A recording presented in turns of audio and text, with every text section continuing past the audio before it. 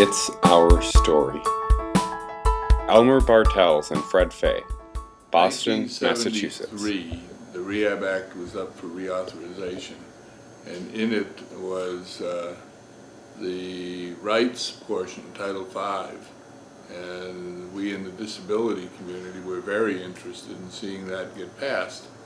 And there was, the law was, I think at that time, on the president's desk, and it wasn't clear whether the president was going to sign the Rehab Act. And there were demonstrations around the country, including here in New England at the JFK building in Boston.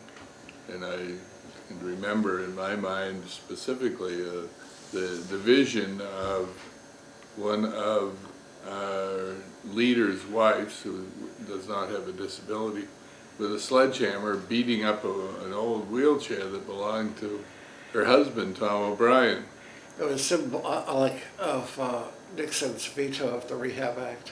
Oh, she had his mask on, didn't she? Yeah, I rented a Nixon face mask, and she had on a suit that looked like Uncle Sam. So there was the government beating away on people with disabilities. We had a wheelchair and a blind cane and a crutch all piled up in front of this state government building. So there was one of the examples where we had been coordinating with other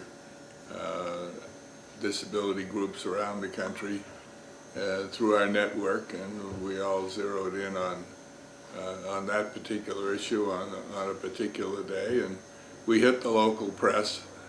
TV was there, the paid newspapers were there, and it got the press that it needed.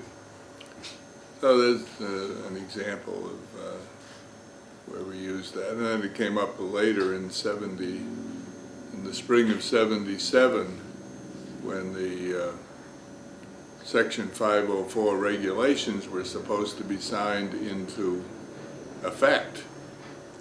And notice this was in the spring of '77, when the law had been passed back in '73, '74, late '73, I guess it was.